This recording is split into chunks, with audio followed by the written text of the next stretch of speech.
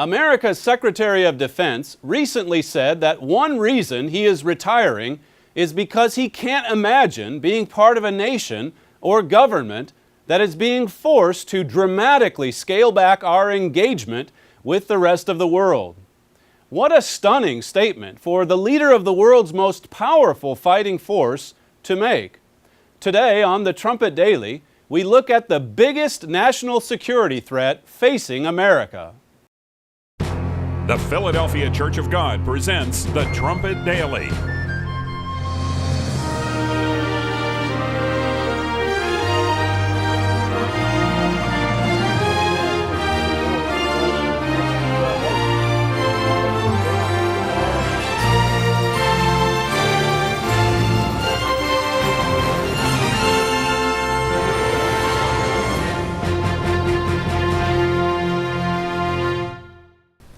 One painful lesson that the United States has been learning in the last few years is that being a superpower is incredibly expensive.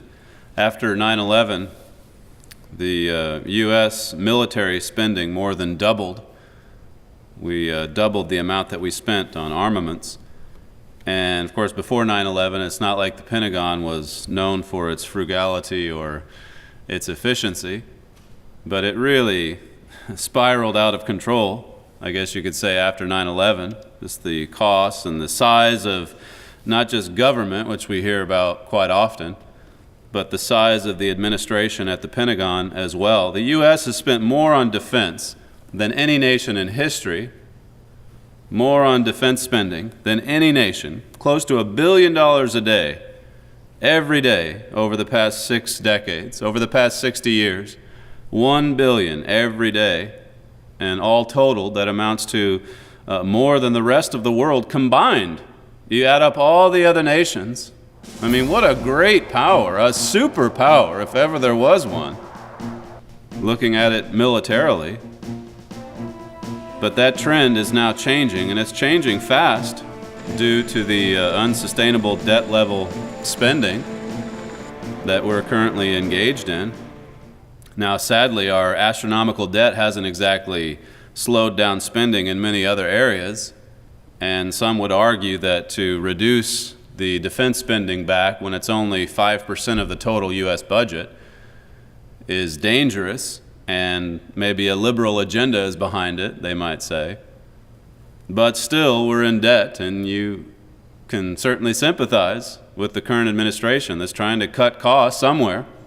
At least they're cutting some cost, but they're also doing it in an area that's leaving us vulnerable.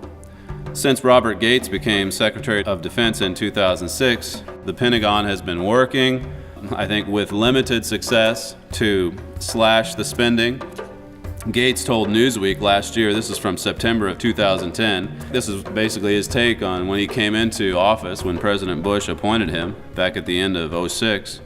He says, "I concluded that our headquarters and support bureaucracies, military and civilian alike, have swelled to cumbersome and top-heavy proportions, grown over-reliant on contractors, and grown accustomed to operating with little consideration to cost." I mean, the floodgates just sort of opened up after 9/11, and this great bureaucracy just ballooned, and then all the spending went without really much restriction.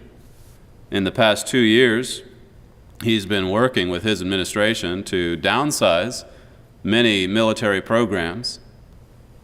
30 defense-related programs, in fact, have been either canceled or cut way back, and among them, the program for long-range bombers, the F-22 program, which has gotten quite a bit of press, the nuclear stockpiles of the United States, cut back by 30%, and all the delivery systems to go along with it. Hundreds of military bases have been closed.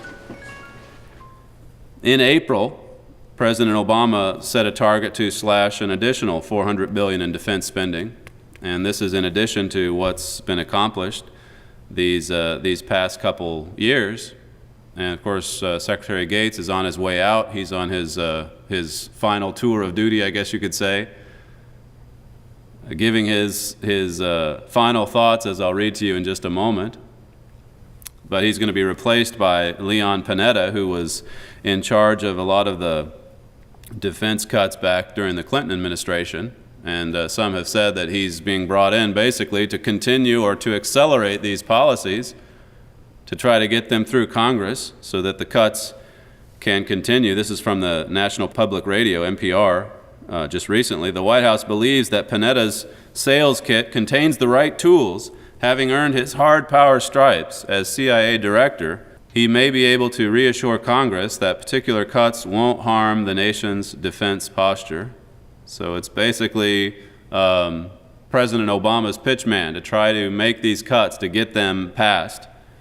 Now, concurrent with all of this, there's been a lot in the news here recently about the drawdown in Afghanistan, the thousands of troops, the large chunk of troops that they're scheduled to bring home before the elections next November. Again, this has drawn some criticism from those who feel like it's politically motivated to please those on the left, to cut back the efforts abroad. This is from The Guardian in the UK, which is a left-leaning newspaper. It says, the move comes despite warnings from his military commanders that recent security gains are fragile. They have been urging him to keep troop numbers high until 2013. That's in Afghanistan. The accelerated drawdown will dismay American and British commanders in Kabul, who have privately expressed concern that the White House is now being driven by political rather than military imperatives. Of course, you could make a pretty strong case that the move is driven by politics, but I think you could just as easily argue that America simply cannot afford to wage these wars abroad anymore. We just cannot do it. The economy here is broken. Let's look at Proverbs 22. We just cannot afford to go on these missions abroad. Proverbs 22, back in March, Admiral Mike Mullen, the chairman of the Joint Chiefs of Staff, he said before students at Fort Bliss, I actually think the biggest threat to our national security is our national debt. That's the chairman of the Joint Chiefs of Staff. That's his assessment. The biggest threat. It's not terrorism. It's not the proliferation of nuclear weapons. It's our national debt. It's the debt spending, the deficit spending of the United States government. Do you suppose that statement is of any significance prophetically? Looking at our economy, looking at the way that we go about spending. Look at Proverbs 22 here and verse 7. It says, the rich rules over the poor, and the borrower is servant to the lender. We've used this verse so many times in recent years at thetrumpet.com. The borrower is servant to the lender. The borrower is servant or slave to the lender. That's why we see these dramatic changes taking place. Every dollar that the United States spends, for every one that we spend, we have to borrow 42 cents from somebody, somewhere, some nation. For every dollar we go into debt, 42 cents. That's nearly half. If you think of it, we have a $14 trillion debt. It's rapidly climbing. The unemployment figures in the United States have not gotten better in the last couple years. They've gotten worse. They now stand at 9%. And of course, that's the most conservative estimate. When you take into account all the millions more that are underemployed, that figure goes way up. But the official stat is at 9%, which is high. Gas is now over $4 a gallon in most states. Housing values have plummeted faster than they did during the Great Depression. The value for homes, trying to resell your home, it's gone down faster than it did during the Great Depression. How do you suppose these numbers will impact America's ability to project its power across the earth? How do you suppose it? Well, it's already impacting its inability militarily. Newsweek printed an interview with Secretary Gates on June 19th, recently, under the subhead, "As Robert Gates retires from the Pentagon's top job, he sounds a grim warning. America is losing its grip." That was a Newsweek subhead. In Newsweek. And that's coming from the Secretary of Defense. That's coming from the head of the Pentagon. Gates said this, "I've spent my entire adult life with the United States as a superpower, and one that had no compunction about spending what it took to sustain that position. It didn't have to look over its shoulder because our economy was so strong." And then he says, "This is a different time." You see, things have changed. We're in a different time now. It used to be we didn't have to worry about it. We just kept spending and growing in power and influence, accumulating more power militarily, and it always got paid for. Well, the debt certainly started to escalate during the 80s in a huge way, but it's gotten to the point now where it's everyone can agree that it's unsustainable. Anyone with a brain can agree on this, that we can't keep doing this.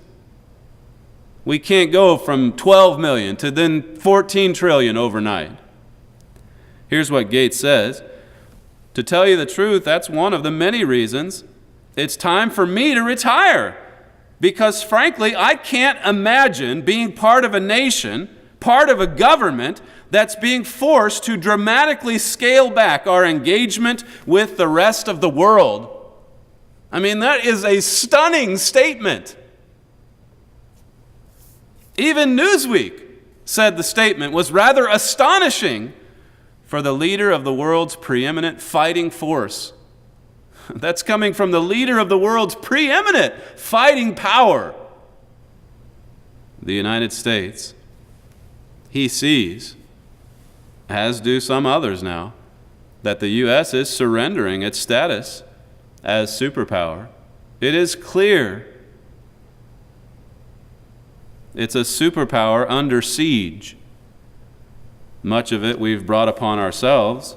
Deuteronomy 28. Deuteronomy chapter 28. The fact that America is drowning in debt and that its awesome military might is being dramatically scaled back.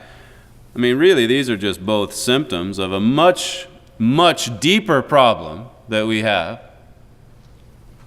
Spiritual problems that are piling high. Deuteronomy 28 and verse 15, "But it shall come to pass, if you will not hearken unto the voice of the Lord your God, to observe to do all his commandments and his statutes which I command you this day, that all these curses shall come upon you and overtake you." All these curses will actually overtake you. Now, many people cannot conceive of a God who would actually send curses, who would actually allow curses to come upon nations. But look, whether you believe God or not, look at history. We'll give another example here in just a second. Look at what's happened historically. When superpowers have been under siege, when nations have been broken by debt. But going back to the point about curses, I mean, look at Deuteronomy 28. You look at Leviticus 26. In fact, we can turn over there. Leviticus chapter 26. Both of these chapters outline the blessings and the cursings. The blessings that would come upon the modern day nations that descended from ancient Israel in fulfillment of the promise that God made to Abraham. And then the cursings that would follow after God fulfilled his promise, after God fulfilled his obligation, and because of our many sins, the curses that he would allow to teach our peoples